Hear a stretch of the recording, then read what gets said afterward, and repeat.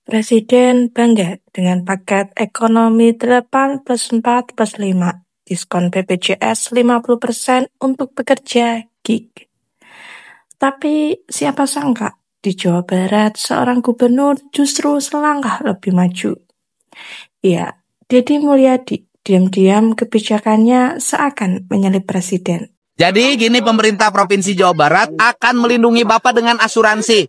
Terima kasih. Jadi Bapak kalau kecelakaan diurus biaya pengobatannya oleh asuransi ini dari BPJS Ketenagakerjaan. Ada berapa ribu ojol dan ini di Kota Bandung.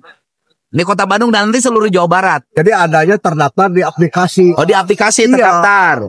Mana suratnya kita tanda tangan nih? Ya, terima kasih banyak Pak. Mundur nanti kurang teken ya. Nanti saya hubungi ininya. Apa namanya aplikatornya, nama-namanya. Nuhun kalau aplikator. Orang mempertanyakan, siapa yang sebenarnya lebih berpihak kepada rakyat kecil? Pemerintah pusat baru saja mengumumkan potongan iuran BPJS Ketenagakerjaan 50% subsidi untuk pekerja sektor gig, mulai dari ojol, sopir, kurir, hingga logistik.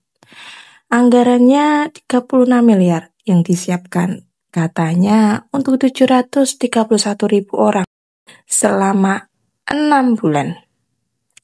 Sekilas terdengar seperti kebijakan yang pro rakyat, tapi dengan jumlah pekerja informal di Indonesia yang mencapai puluhan juta, apakah angka 700.000 itu cukup? Ini seperti menambah luka besar dengan plaster kecil. Betul, rakyat mendapat bantuan, tapi hanya separuh, hanya 6 bulan dan hanya sebagian kecil yang bisa menikmati. Apakah ini perlindungan nyata atau sekedar pencitraan dalam bentuk angka-angka? Sementara itu di Jawa Barat, Gubernur Deddy Mulyadi meluncurkan langkah yang lebih konkret. Bukan sekedar ratusan ribu orang, tapi 3 juta pekerja informal. Mulai dari petani, nelayan, tukang cangkul, pemulung, pedagang asongan, sampai ojol. Kita akan memulai memberikan perlindungan kepada para pekerja informal. Dan seperti itu, Kang ojek, sopir angkot, kemudian petani, buruh tani, nelayan. Nah, gini Pak, kalau pekerja informal ditanggung penuh oleh pemerintah daerah lewat APBD Perubahan 2025. Nilainya 16.800 per orang per bulan. Bukan wacana, tapi ada anggaran nyata. Bukan 6 bulan, tapi dimulai dengan 4 bulan langsung jalan. Tahun depan dibahas lagi dengan kepala daerah setempat. Disinilah titik menariknya. Presiden hadir dengan paket megah bernama 8+4+5 yang penuh dengan simbol dan angka besar.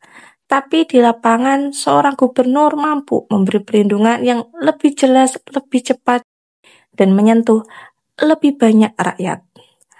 Tapi tanpa banyak jargon, tanpa istilah rumit, hanya dengan satu pesan sederhana.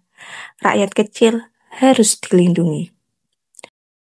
Apakah Deddy Mulyadi sedang menyelip presiden? Apakah seorang gubernur berhasil mencuri perhatian dengan kebijakan populis yang lebih konkret ketimbang pemerintah pusat?